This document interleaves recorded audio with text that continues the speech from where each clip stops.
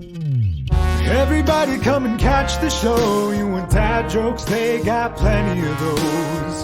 So relax and listen on as Dev and Kyle start the apocalypse.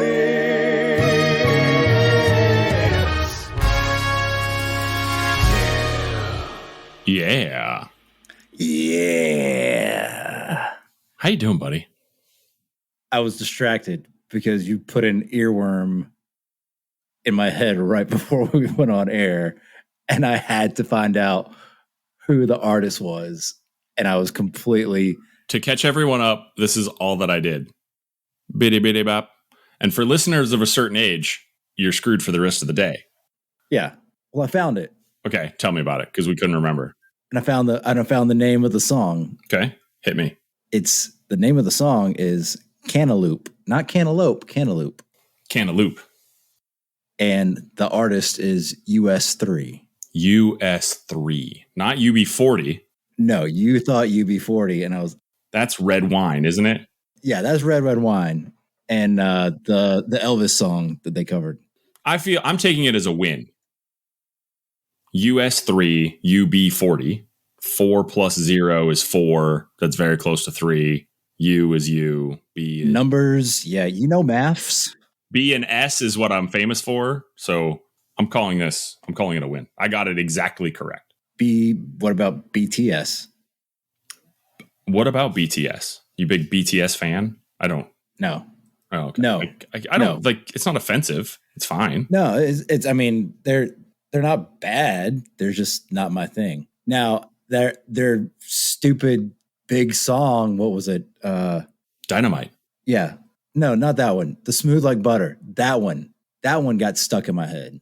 Dynamite, yeah, kind of got stuck in my head. But the Smooth Like Butter, yeah, that one got stuck in my head. Is this where I admit that I don't know for sure that I've heard Smooth Like Butter? I'm not going to sing it for you. Good. Because I'm not in a karaoke mood, and I don't know the song well enough to sing it. So I'm gonna refrain from. Speaking of which, this is Dev, who's not karaokeing, and Kyle starts the apocalypse. We should talk about that. Welcome, everybody. This is a show where we sit down and talk. Dev and I were not friends nearly a year ago. Dev, by the way. Near a year. We hit the 1 year anniversary of recording episode 1, but we're now approaching the 1 year anniversary of releasing episode 1. So in preparation for that, I would say that we'll probably do something, but it's literally next episode. So we're not going to do anything. Yeah. If we do, congratulations to you. Yeah. I'll be very impressed with future us. Yeah. Way to go, future us, if we did it. Mm-hmm. If not, it's all right. Yeah, we'll come back to this episode and we'll edit out whichever one we don't need. Will so... Probably not, but let's pretend we're gonna. That we'd have to have Cass do that. First of all, congratulations to us. We did it. Yeah, way to go, guys. We knew you could do it. And then also, well, it's fine. Let's set the bar low. No biggie. Good job still. We love you, future us. Putting out a year's worth of podcasts it's an achievement in and of itself. It doesn't need icing. For the dozens of people that have listened to this. And we love all dozens of you, except for one. I'm going to be very clear about that. And you know who you are and why. You do know who you are, and you emailed us. We got an email from the enemy of the show. Enemy of the show. Well, that sound drop is how I feel about scratchy socks, Dev, and that is why they are the enemy of the show. Scratchy sock. They wrote in to prove that they don't listen to the show, even though they're like actively listening to the show. They do, but they don't. They thanked us for the Allen wrench advice about the dishwasher or the dish garbage disposal. I called it a dishwasher back then, and I continue to call it a dishwasher now. I mean the garbage disposal. But they didn't listen to the part where we complained about how the plug to the garbage disposal is hidden in the wall. And they're hidden, perfect, out of sight, on target advice was, did you not also see the outlet that your garbage disposal is plugged into? The outlet that infamous switch is tied to. And then again, this is why I made the sound drop, not to be team dev all the time, but maybe don't stick your hand in a blender when it's plugged in. I held the switch down while I was sticking my hand in that blender disposal. You did the I was guarding it. You were guarding your grill, so to speak. But then, in all seriousness, they do win it back because they're looking forward to us interviewing dinosaur asshole scientists, not asshole dinosaur scientists, which I would also interview on the show. Yes, dinosaur assholes. How? I apologize. No, you don't. For things that I have said. No, you I know don't. I've said I'm sorry, and then came back and said I'm not sorry. I apologize for the things that I've said that have upset anyone or given anyone nightmares because of the imagery that it may have concocted, especially dinosaur assholes. I'm not apologizing for this show. Not ever. But I do not apologize for somebody being the Kanye West of this show.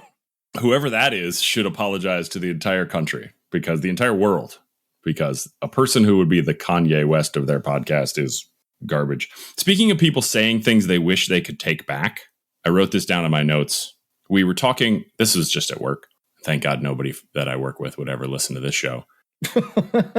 Too classy and refined to listen to this. We were talking about, are you familiar with a recumbent bike? Do you know what I mean by that?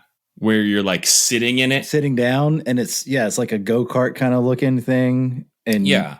They're supposed to be easier on your back. So you're sort of in a sling. Anyway, so you're not in a normal bicycle position. You're laying down. Right. A coworker said, I can't even say this with a straight face, just in like chit chat between a Zoom call, somebody was talking about going on a very long bike ride. And another person said, oh, I saw someone in a pedal-powered wheelchair this weekend. Pedal-powered wheelchair. And they meant a recumbent bike. I mean, if you didn't know the name for it and you just saw it for the first time.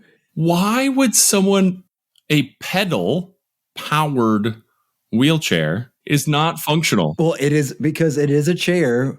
It's a sling, but it's for you to sit in.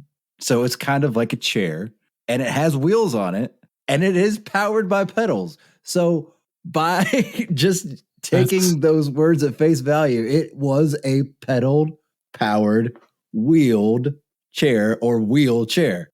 Not like a wheelchair that you would think in like traditional sense for somebody that can't use their leg or legs. But yeah, that's verbatim, like completely literal. That's what it is. Yeah, but people in wheelchairs can't pedal. Right. But if I get the dichotomy of the situation.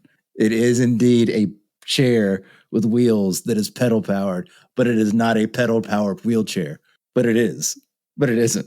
That's all. I heard that, and everything is content in my life now. And so I just had to tell you about it. And I'm so glad you did, because now it's a contradiction. It's a pedal power wheelchair that's not a pedal power wheelchair that is a pedal power wheelchair. My brain is breaking on the fact of this. What are you drinking tonight? I am drinking a West 6 Brewing. This is my third beer. Sure. I apologize. My West 6th Brewing 1906 lager. It is a Western Kentucky University official beer. Since you admitted that you've had 3, is this when we admit to people that this is 10 a.m. on a Wednesday? Speaking of coworkers.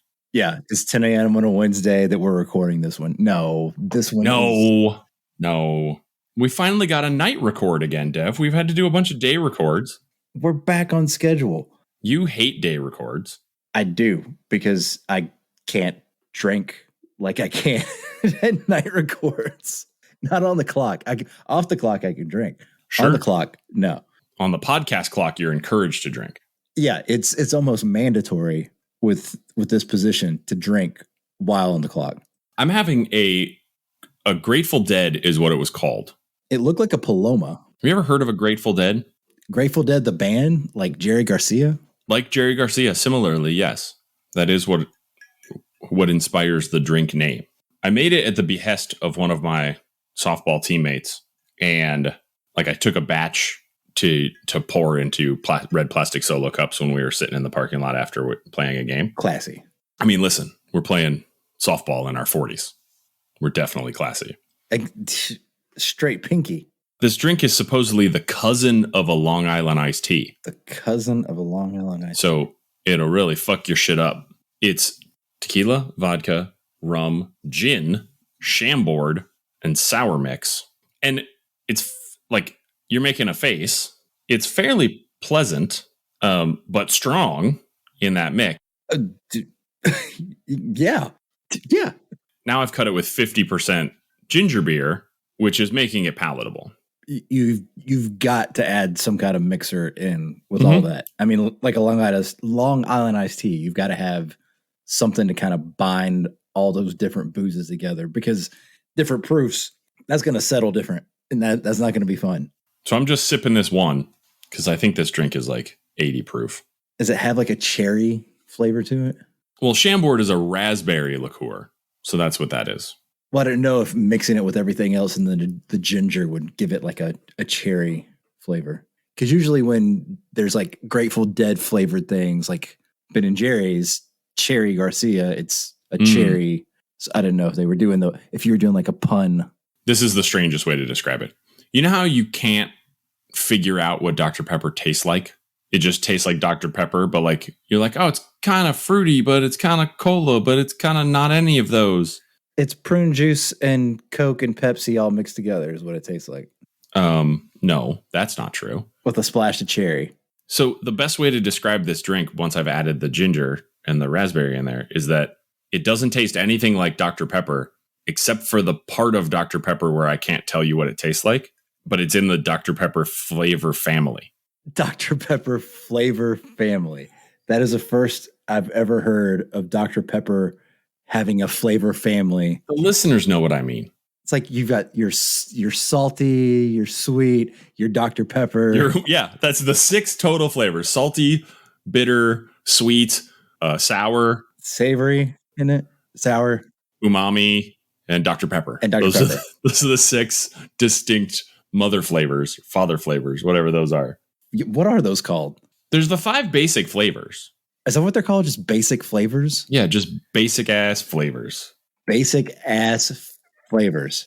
You just some umami basic bitch up in here. I guess it's basic tastes, flavors, tastes. Did you learn that there were only 4 tastes and have to learn as an adult that there was the 5th umami taste? I always thought like umami was like an insult. Play on like a play on words kind of thing. Like it was made up. And then I'm like, oh, that's a real flavor. Taste. It's not a flavor, it's a taste. All words are made up, Dev. Yeah, all words are made up. I know. What's the difference between a flavor and a taste? That is a good question. What is the difference between you just corrected me and you don't know?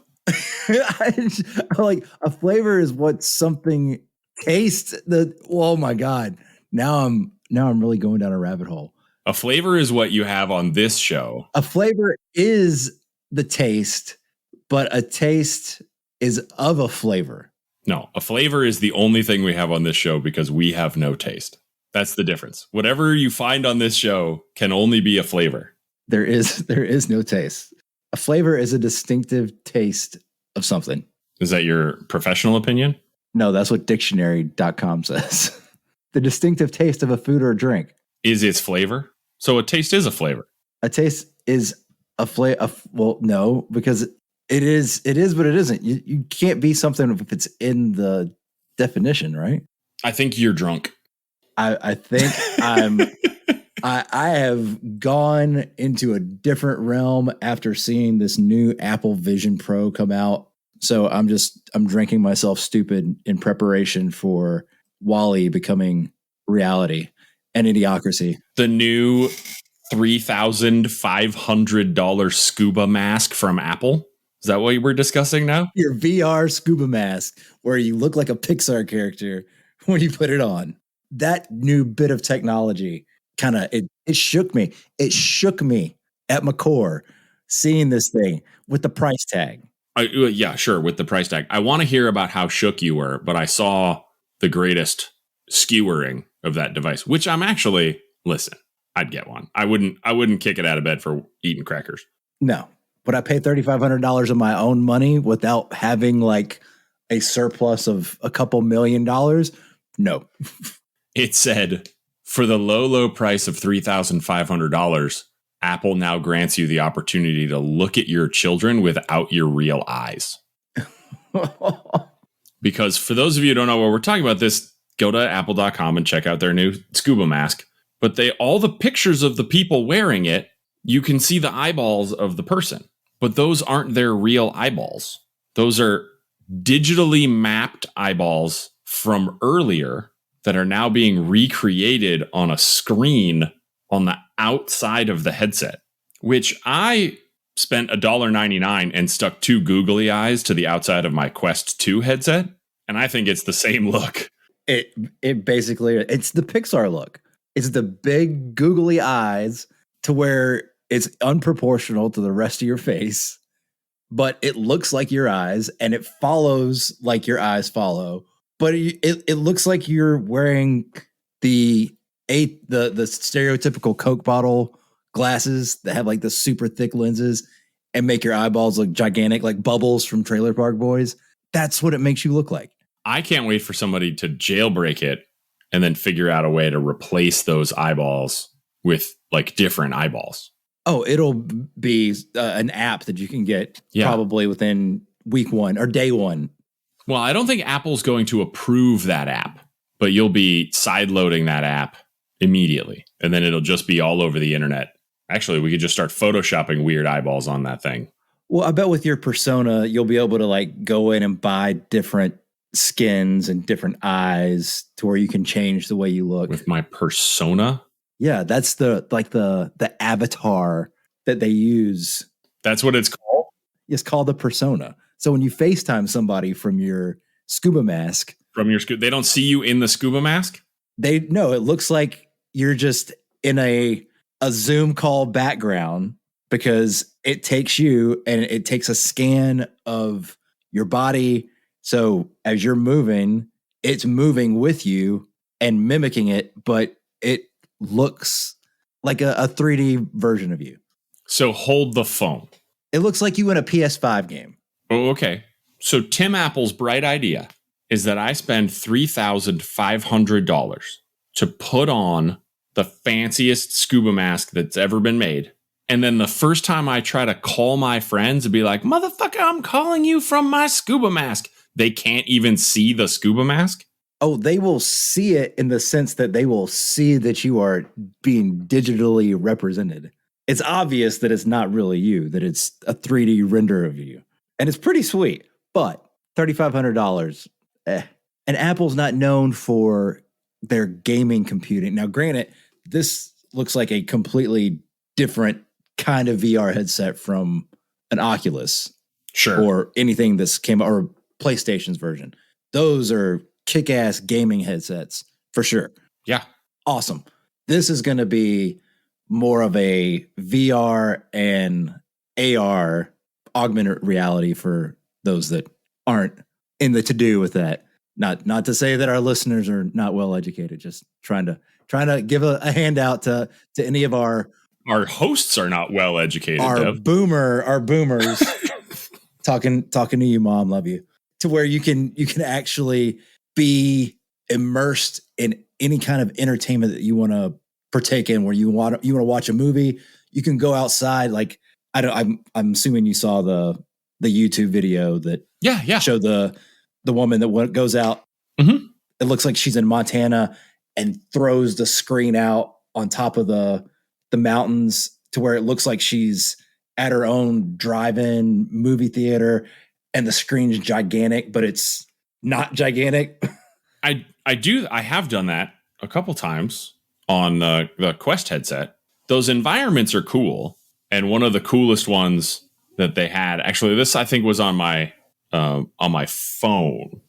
because I think I was doing it from like the Google Cardboard, like the drop-in headset. Yeah.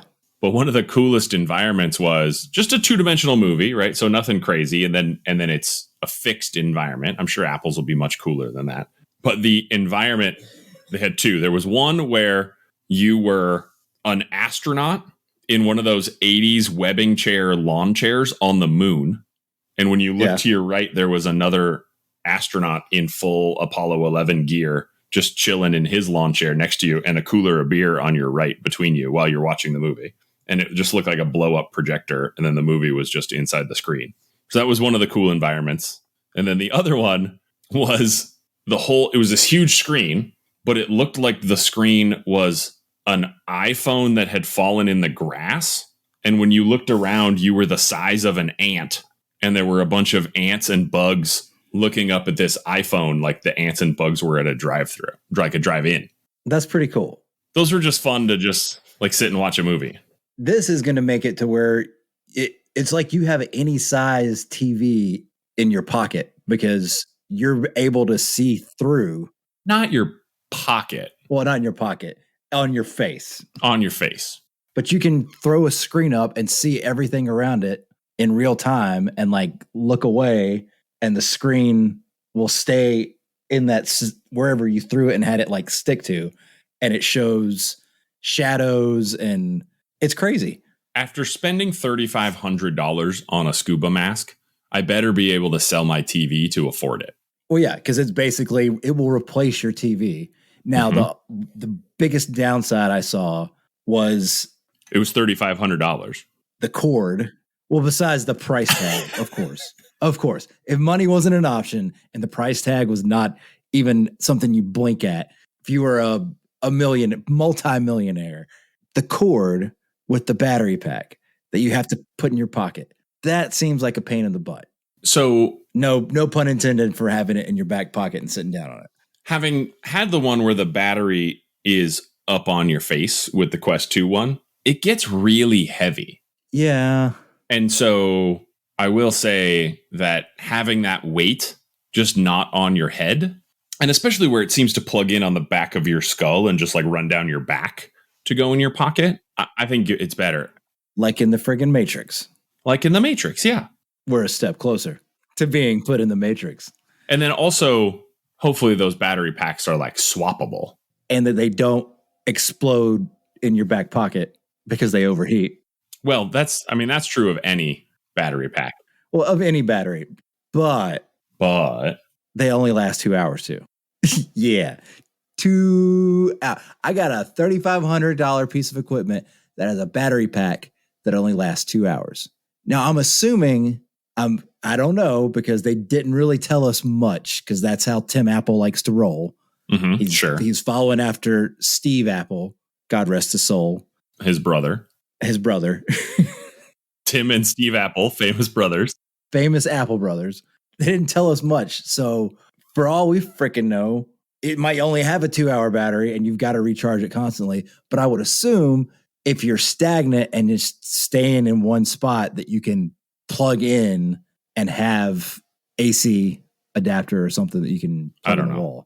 I would hope for $3,500, I would hope I could sit there because of the fact that you can use all the OS apps and be integrated. Like, I want to sit there for 4 or 5 hours in my me time, or if I'm using it for work, especially, and be able to just go back and forth and with my eyes just pop with productivity.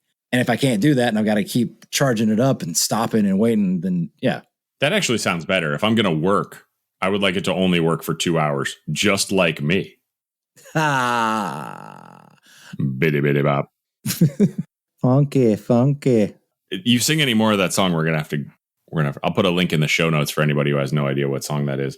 Speaking of people who, I had this in the notes and I didn't really know. It's been in there for 10 episodes now, and I've never had a segue. But now I have a segue. It seems like the Apple people are a little out of touch, and the being out of touch leads me to this story of a Polish scientist, and his quote is, quote, "I had no idea people would react as if this was controversial." That's the quote from the article. I had no idea people would react if this were controversial? Do you want it? And that's very open-ended. Very. Polish scientist, and I will tell you that he is an environmental scientist studying ecological impact.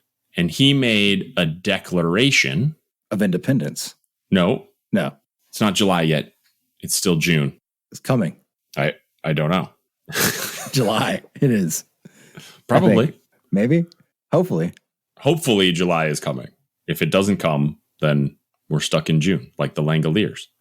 No, this scientist makes a declaration about the ecological impact of a particular species. I'm gonna keep handing out hints. You're gonna have to hand it to me on a silver platter. And then he says something so stupid, quote, I had no idea people would react as if this was controversial when he declared indoor house cats an invasive species. An invasive species. The impact of declaring cats an invasive species is that they should be eliminated from all the places where they are, and that there should be like government programs to have fewer cats. And this guy who he's a doctor, he has a PhD, he went to university for a real long time, did not, quote, he had no idea people would react as if that declaration were controversial. Who in their right mind would think saying something about beloved house pets, especially furry little felines? Yeah, because if you like cats, then clearly you think this guy is ridiculous. But even if you don't like cats, you know people who like cats, and you know how cat people those people can be. It's like dog people. It's if you are a staunch animal lover of like a specific species, especially cats and dogs, you are pretty ride or die. You're either on board or you're not. But I'm saying that even if there are people who don't like cats. Okay. Yeah, there are definitely people that don't like cats, and there's also people that don't like dogs. But if you like dogs or you like cats, it's usually a pretty big like. But even people who don't like cats know that other people like cats. Like the documentary on Netflix, Don't F with Cats. Don't fuck with cats? Is that a documentary? Don't F with cats, because they can't put fuck on it. They can put fuck on Netflix. But they can't put it in the title because kids would read it. They have kids mode. So if they just called it Don't Fuck with Cats, it would automatically go. And I don't think that the difference between Don't Fuck with Cats and Don't F with Cats is what allows it or doesn't allow it into a kid's profile. True. Or not. I don't know. Sometimes the algorithm breaks. That's just Netflix forcing me to think the word and getting away with not saying it.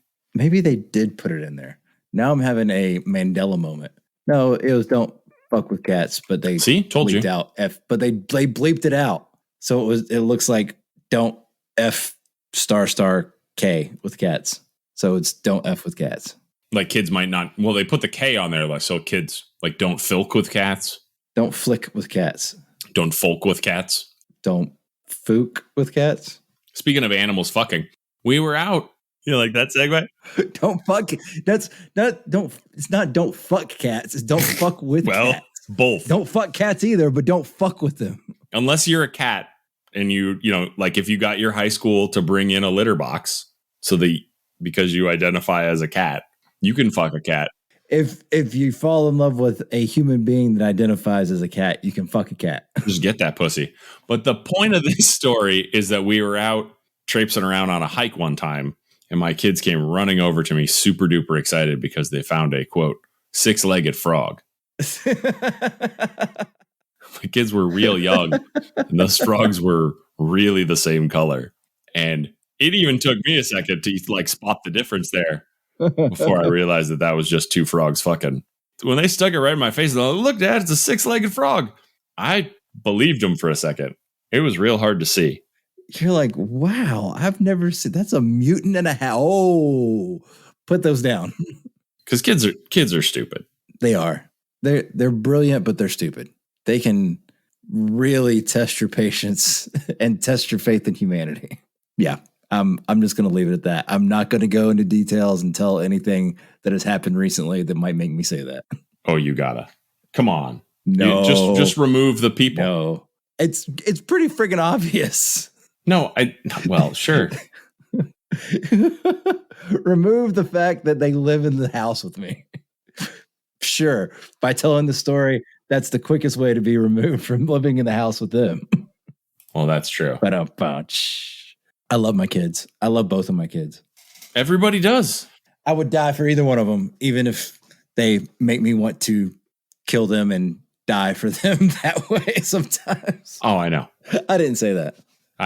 I will say straight up that last night and today, my 12-year-old and I were at loggerheads over whether or not someone should be listening to someone else.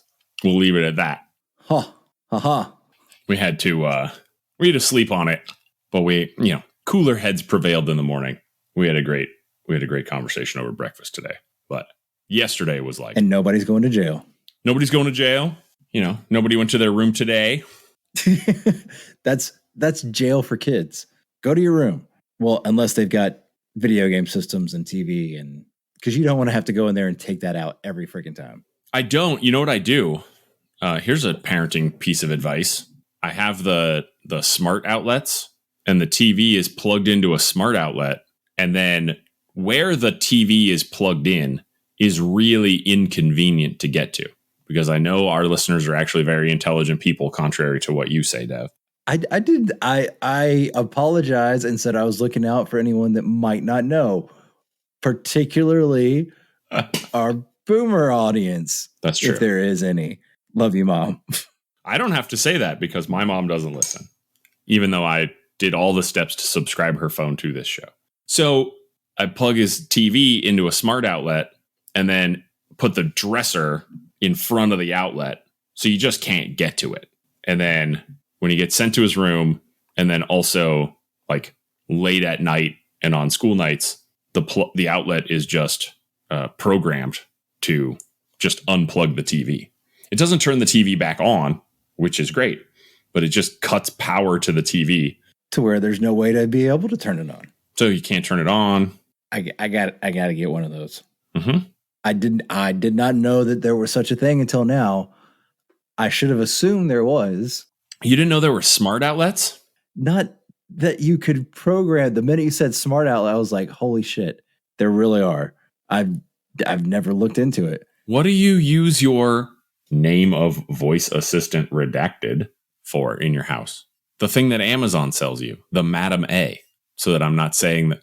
We don't keep it plugged in at all. She does. Yeah, she's got no power. When we moved into this house, we had Alexa on for maybe people. You're going to activate people's. I didn't say, hey, Alexa. God damn it, Dev. Come on. But when we moved in and we had Alex A, is that better? We had Alex A for probably the first 6 months that we lived here, maybe first year. And then one night we had a particular friend who is no longer a friend, but he would end up at our house belligerently drunk and pass out on the couch almost every weekend. And he would only drink on weekends. He would not drink a drop of liquor Monday through Friday until he got off work. Just a 5-day freak. And then he would just go hardcore Friday night, Saturday night, and sometimes Sunday afternoon. This was one of those weekends in particular. And it honestly, especially in the summer when everything's more going out, getting drunk on patios. And at the time we didn't have but just one kid who was super easy and had babysitters that he could go to. That was the biggest mistake, is having Alexa. He would try to get her to turn on and play music all through the night while he was belligerently drunk. Oh my God. And I got tired of it.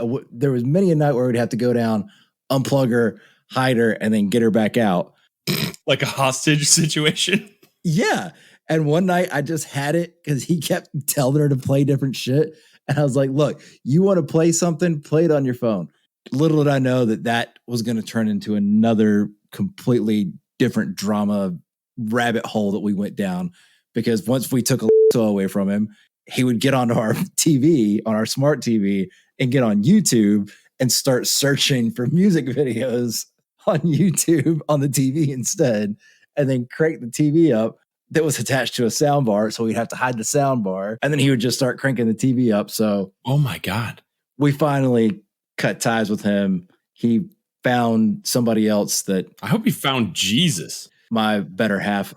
Well, no, he started dating this chick who was first just like a hookup, and he would talk smack about her, and he didn't want to be with her. Classy.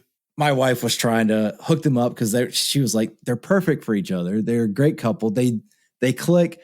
I know he talks bad about her, but it's because he doesn't want to realize that that's as good as he's ever going to get. Because he's 5 years old. That's why he pulls your pigtails, because he likes you. So she convinced him to finally go full on and start dating her. And then he started acting different and started letting her tell him what to do. And she felt threatened by her and one of their other friends, because they were both female, and they were like, there is no way, they have never had any interest in this guy. Like, he's freaking Sloth from the Goonies. Oh my God. Basically. If I showed you a picture of the guy, you'd be like, oh my God, yeah. And I hate saying that. And if he ever listens to this, I'm sorry. I'm not saying your name. You know what you did. Well, I mean, you're lucky I didn't whoop your ass. I mean, the guy's in your house, like just cycling through your devices. And and the best part is, there's a better part than what you've already told me. I can't even believe it. After this YouTube thing. Oh yeah. The YouTube stuff starts, and he would call us up like on Monday or Tuesday after he had crashed here on like a Saturday night or a Friday night, and be like, I got to come over to your house right now. And we'd be like, why? He'd be like, I just got to come over right now. And he wouldn't tell us why. And we finally let him come over, and he was like, I got to check through YouTube. And I'm like, what do you mean check through YouTube? He's like, I want to clear anything I was searching last night. Oh my God. What were you searching? Oh my God. Did you just tell him he didn't have to come over? There's no porn on YouTube? I was like, there's nothing that you could have searched for that is going to embarrass yourself. Like, unless you were trying to search for something that you would never find on YouTube that's not porn, or maybe it is porn, but like throw you in jail for 5 to 10 year kind of porn. And we're like, maybe is he looking for that kind of shit? Is he like, he has some kind of weird kink that he's looking up some weird shit that he doesn't want anybody to know about? Was it? What was it? Was it weird? Nothing. Like, I would look through all the search history because he couldn't figure out how to go through it. And he was like, just delete it. So I was going through and I'm like, look, there is nothing on here, because it showed anything that you would search for and then hit enter to go through. Nothing there. It just showed the music videos that he was looking for. That was it. Were they like Spice Girls, like music that he should be embarrassed that he liked? No, it was all like country music and old school hip hop stuff. That was it. Nothing club music. I mean, nothing that anybody would go, I don't want any of my friends to know that I searched this. And certainly not enough to be like, I've got to come over to your house and clear my search browser. Do you think he had a weird dream that he like, did he try to explain to you what he was searching for? He didn't do it just once either. It was a multiple time occurrence. To come running over? Yes. Okay. Be like, I need to go through and clear your search history on YouTube. I was like, are we going to get flagged by the FBI? Is there something that we need to know about? Yeah, like, no kidding. He clear the search history in a drunken stupor and then just wanted to make sure? That does remind me that we got another email. By the way, if you want to email us, I think we haven't said the email address of the show in like 16 episodes. Maybe that's why. devnkylesta @gmail.com. Email us. Tell us what you think. Please. I forgot about this other email until you said a weird dream. Friend of the show, Heather. Hi, friend. I'm just going to read it to you. It says, your podcast destroyed my brain. I thought I would let you know that I had a weird dream where I was remote recording an episode with you guys. This was happening while I was at some sort of a family reunion, but it wasn't my family, while I stole a cream egg flavored cupcake and tried to eat it as quickly as possible without anyone seeing or finding out. Anyhow, keep up the good work and all the best. Cream-filled cupcake. Never had a cream-filled cupcake. You've never had a cream-filled cupcake? I'm not a big fan of fillings in my desserts. Oh, God. Here we go. Back on the food podcast again. Like donuts, don't not be putting any filling in my donut. Oh, my God. Literally the best donut is a filled donut. It is a Boston cream donut with the chocolate icing on the top and the regular cake donut filled with cream. Custard cream. Yeah, whatever. Yeah. They do various kinds. The custard is the best kind, but sometimes it'll be like a whipped cream and it's still a very good donut. Boston cream, I guess. Yeah. I mean, I guess it isn't bad, but I would much rather just have like a cinnamon sugar or glazed Long John or just traditional donut, or better yet, donut holes. Donut holes are the best because it's bite size. You don't have to worry about, because there's less donut. That's not better. Well, no, because you get a box of them. You get like 24 donut holes and you can just snack on it, like Munchkins at Dunkin, formerly Dunkin' Donuts, now just Dunkin. Wait, it's not called Dunkin'. They drop the donuts? Because they're dunking on those fools. They drop the donuts because they want to be known for their coffees and drinks as well as their donuts and their sandwiches, breakfast sandwiches, which ain't that bad. No, they're very good. Dunkin's pretty good. Yeah, I would eat a Dunkin'. We've had Dunkin' in Arizona for 40 years, which people pretty much nationwide thing now. Now it is. Didn't used to was 25, 30 years ago. It was like nowhere on the West Coast but Phoenix. And so California people would like, what's this Dunkin' thing? You're like, oh, you have no idea. That's how California people talk. Did you know that? What's this Dunkin' thing? What's the Dunkin' thing? Hey, you guys want to go to surf? You want to go to Hollywood and go down to the Walk of Fame? Every person I know from California sounds like that. Don't you hear that? You know what? Email me, devnkylesta@gmail.com. If you don't sound like that and you're a California person. There are two people in particular that I know in California that do, well. They talk exactly like that. One claims that they listen to it. The other one also claimed they listened to it. But told another story earlier today. And we found out that they don't rat them out. Listen to it. I'm not saying anybody, but they live in California and neither one of them sound like that. You know what they sounded like? Actually, I don't listen. That's what they sounded like. Actually, yeah.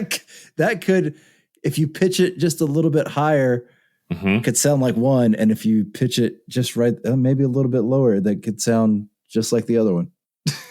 They know who they are. They know who they are. This shows a little bit too inside baseball today, Dev. Inside baseball? Yeah. You never heard that phrase before? Well, yeah. Like when talking about baseball. No, inside baseball is when you're talking about something that takes too much to describe. Like when you're talking about something very, very specific in a general audience scenario, you say that what you're describing is inside baseball. I've never heard it used like that. No? Today I have. No, this is the first. I am sheltered, obviously, and not in a good way. Not in a good way? I am sheltered in a bad way. You like baseball. I'm surprised you've never heard. I love baseball. I have, but people are always talking about baseball, using it in reference. But now it makes sense because now getting the okay. Now I see the reference and being used outside of it because it's always been used in that. Okay, yeah. Now I feel really dumb. You shouldn't feel dumb. You should feel like you've had your horizons expanded. My horizons. Would you like to have your horizons expanded again by a true fact? Is it a real true fact? It really is a real true fact. I looked it up. Is it a ChatGPT fact that nope. Just like you pulled it out of your ass and that didn't really happen? Nope. Because my oldest child told me this told me this fact. And I said, there is no possible way that fact is true. But it is. And then it is true. We Googled it up. They Wait, you Googled something? I did Google it because I wanted desperately for this fact to be false. And now I know it's true. And it applies to everyone. It is not inside baseball. It applies to everyone. Everyone dies. That is a fact. Everyone who's ever been on a subway or any type of an underground train transportation system should know that, listen, content warning. If you don't want to know this fact, because it's gross. Fast forward 30 seconds. Something to deal with pee-pee poo-poo? Nope. 15% of the air in subways by volume is human skin. Skin? That's worse than farts. Yeah, it's worse than farts. That is worse than farts. So 15% by volume is skin. How much percentage is farts then? I don't know if you can measure that. But you know what else that I didn't? Methane? Methane? Methane? Euthane? Speaking of things you don't know how to measure, they had so we talked about the liquid IV has no fake sugar. And I was saying that I don't have fake sugar. When you drink the fake sugar, it is not metabolized by your system at all. That's how great the fake sugar is. But what that results in is that people who drink fake sugar, your urine contains the fake sugar. So it gets into the water and then gets into water filtration and sneaks through. And it sneaks through. And so there's like a sort of an average amount of fake sugar that's in everyone's urine. And using that analysis method, they were able to determine that an Olympic-sized swimming pool is approximately 20 gallons of pee, which is not that much in an Olympic-sized swimming pool. I mean, 20 gallons, yeah, that's a fraction. And when you think of how diluted that is, plus with chlorine. Yeah. And did you know, and there's another fact, the reason that chlorine has the smell that it does when it's in the water is because of its reaction to the urea. That's not entirely true. That can't possibly be entirely true. Because it has a different scent than when chlorine has like a very pungent odor just when it's in the tub. Sure. I don't put chlorine in the tub. What are you like taking a bath? In like the tub that you get it out of to put in the pool. Because nobody. Oh. Yeah. At least this is from my experience. I spent a lot of time chlorinating my pool. By the way, it's 660,000 gallons in an Olympic-sized swimming pool, and only 20 gallons of that is pee by measuring the fake sugar content of an Olympic swimming pool and comparing that to the fake sugar content of pee. Yeah. So, but like you go to a public pool and it has like you've got like that chlorine smell, but it's a different kind of chlorine smell than the chlorine in its form before you put it in the pool. And if you put it in your home pool, it's not only pee. I bet it's also like sweat. And there's lots of people sweating in a pool. And suntan lotion and sunscreen. I'm sure that's what the smell when it reacts with stuff, but it's not like laser targeted. But the urea gives it that more stinging. It's like at public pool or like you go to a water park, especially. Like if it's got that certain like stinging smell. Stinging smell. Yeah, where like burns in your nostrils. That smell that just stings. You know what? I don't want to talk about this anymore. Pee pee poo poo. And so I hereby declare that it is. Yeah!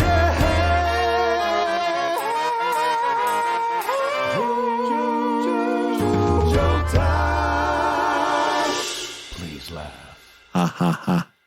We've been dropping incredible facts on each other. Do you want to hear another incredible fact, Dev? I love incredible facts. Hit me. We have a different sponsor for today's episode.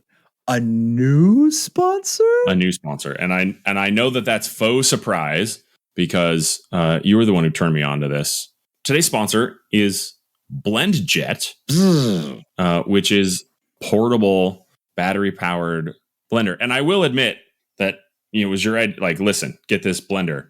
I have not owned a blender in 15 years because like they're just a pain in the ass. They are. Like I have a food processor that never been worth it.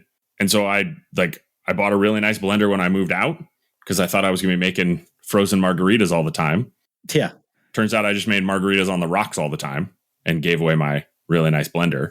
Because big blenders, they're big, they're bulky. Like you said, they're a pain. You need something that's small and easy to use and easy to clean. Yeah. And so the Blendjet 2 is the second version of this bad boy. And it is battery powered and it's portable. And so you can blend up a smoothie for work, I guess, if that's what you would do, or you can blend up protein shakes at the gym, or what I would actually do, which is blend up margaritas at a beach or at the pool. It's also tiny. It's small enough it can fit in a cup holder, but it's also powerful enough that it can blast through tough ingredients like ice and frozen fruit with ease. Seriously. When you told me that you were putting ice in it, I did not believe you. That I went immediately to the kitchen and put ice in mine, and then it worked. And that's one of the few things that you've ever told me that has turned out to be true. But also, did you notice how the Blendjet 2 is whisper quiet? So you can make morning smoothie and you wouldn't have to worry about waking up the entire house. It's not whisper quiet when it's crushing up ice. I'm going to be honest with you on that one. But it is super quiet when what I'm actually using it for, which is I make like a breakfast chocolate instant breakfast shake for my daughter in the mornings. And that's ready to go. Yeah. You press the button and it just runs. And I guess you get like 15. It says 15 plus blends before you need to recharge it on the box. I've never done that, but I've used it 5 or 6 times before I've tried to recharge it. And that's absolutely true. And then it's USB-C when you plug it in.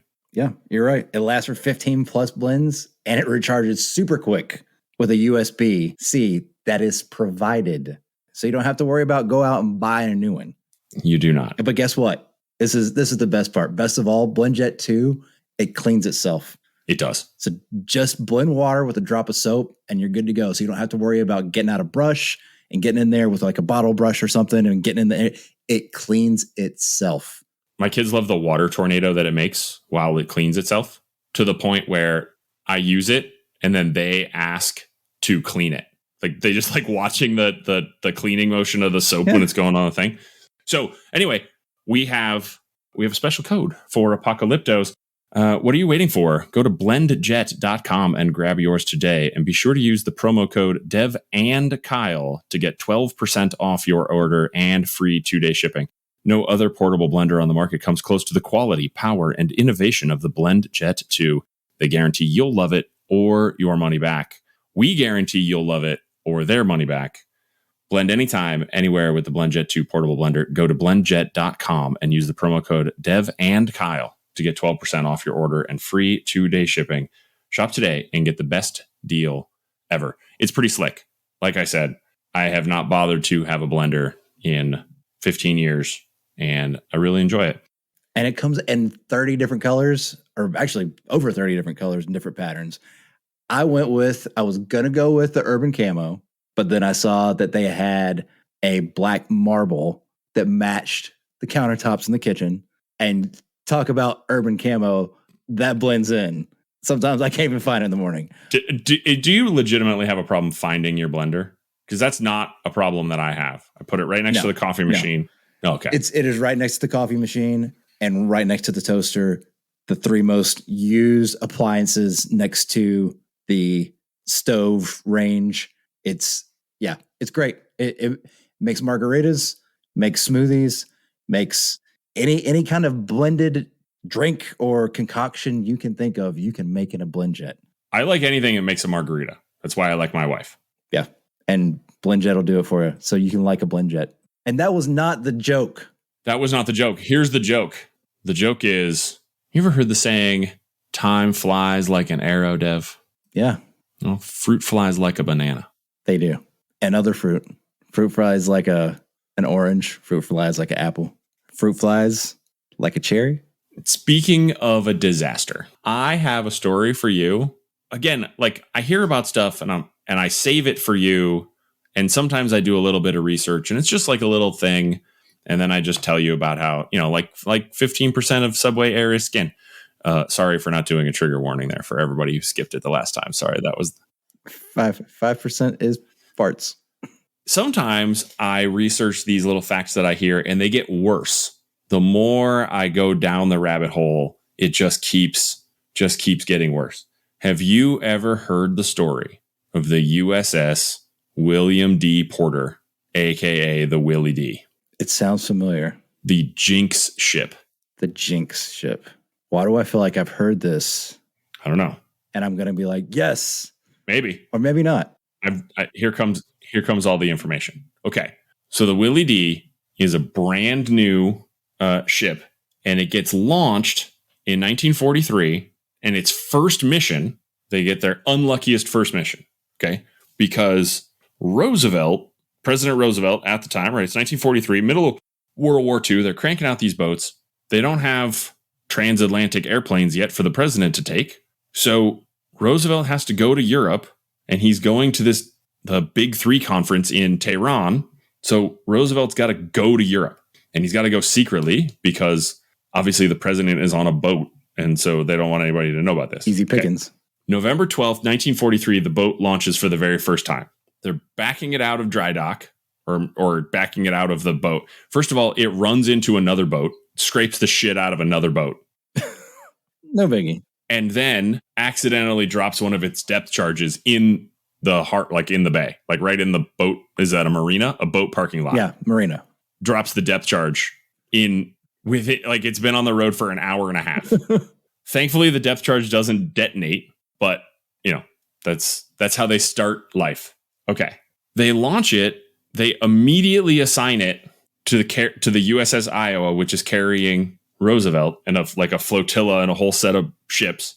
And those they set sail for a little test cruise because it's just down by Bermuda, so they haven't really left yet. They haven't put the spurs to it yet. And the captain of the USS Iowa decides to demonstrate the USS Iowa's defensive capabilities against an air attack for the president. They're like, listen, we're going to show off for the president. President, just gets right up to the railing and is like, let me see. The Iowa launches a few weather balloons and they shoot their, deck guns and they blow away a few of the weather balloons and they miss one. And then they drifted in range of the Willie D guns. So whoever's manning the guns is just like, well, I guess we all get to shoot, and starts shooting at the balloons. And it was not okay for them to shoot at the balloons. And so everyone's like, oh shit, somebody else is shooting. But they figure it out, because they can just see oh, it's that other boat. You're breaking the rules, but whatever. But simultaneously, they also started a torpedo drill. Okay. Simulating an attack on another ship. And they chose to simulate their attack on the USS Iowa, the boat that has the president on it. What? During the simulation, a torpedo actually launches.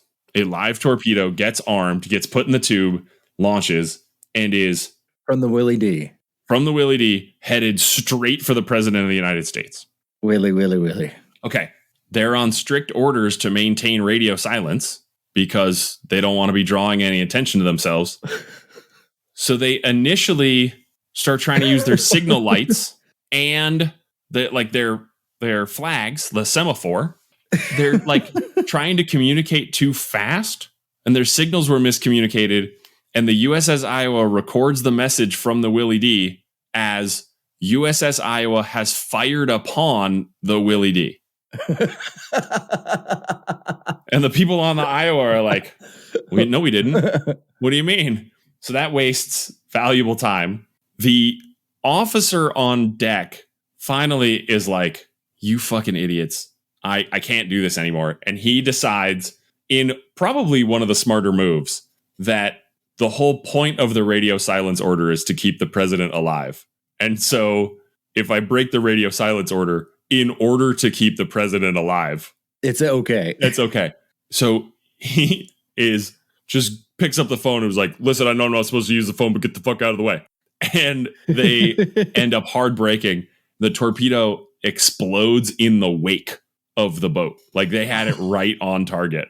And they hard turn to the right. And I know you have never heard the phrase inside baseball, but have you heard the phrase turning a battleship? It's supposed to be something that's real slow. Well, okay. I was like, yeah. So they get the battleship out of the way. It was they're tilting it hard, and people in the whole boat are falling across, slamming into the wall. So they get ordered out of the convoy. Like, just fucking go home. They go back to a U.S. naval station in Bermuda, and the entire crew from top to bottom was arrested. It's the only time in naval history that they have arrested the entirety of a boat's crew. Wow. They hold a trial, and they figure out there's one guy. The crewman Lawton Dawson confessed to accidentally leaving a live primer in place during the drill, causing the torpedo to launch. He was initially sentenced to 14 years of hard labor. What? But when Roosevelt comes back, he makes it safely back to America. He lets the whole trial go through, and then they're like 14 years hard labor, and he's like, well, nobody died. But did you die? And Roosevelt declares no punishment was necessary since the incident was an accident and no real harm was done. No harm, no foul. So they arrest the whole crew, but they still need the boat, right? It's still World War II. Like the boat is still useful. So a completely different crew gets on the Willie. And they're like, listen, those old idiots, they're gone. You guys go take this boat to Japan. So it's stationed in the Pacific and is anchored near Okinawa. A rogue plane just comes out of nowhere. And despite not being under power or control, just this crazy plane flying drops a bomb that manages to detonate in the water close enough to crack the hull. And it's abandoned and sunk. Like, they don't even know they're in a battle. And the clouds clear, and this out of control, out of power enemy aircraft gets one bomb off, cracks the boat, it sinks, the plane crashes into water, and the pilot is dead. And so the unluckiest boat in U.S. naval history is currently becoming a coral reef off the coast of Okinawa. I would love to take a submersible and check it out. Just to see what the aftermath of that much fuckery looks like. The unluckiest boat ever to sail the seven seas. Easily. That would actually be great content for our podcast to launch on the Vision Pro, just to bring this whole thing back together. Yeah, that's how we'll make our first $1 million is we'll rent a submarine and we'll record all the footage, and then we'll put it on the Vision Pro. I've never said a sentence with more things that are never going to happen. If you dream it, it can happen. I mean, that's not true, because Heather dreamed about cream flavored cupcakes or whatever that was, and that's never going to happen. Or is it? I don't think so. But we do have some connection to the Titanic. We can make it happen. That's true. We could. We can get Jimmy Cameron on the horn. Get Jimmy Cameron on the horn. I gave him $28 to see. I didn't give him $28. I watched The Way of Water on HBO Max. It was fine. It was fine. That's my connection. At this point, there's one thing left to say. I have been Kyle. Oh, I was going to say I've been Kyle. I've been Dev. And we have attempted to start the apocalypse. Good night, everybody. Good night.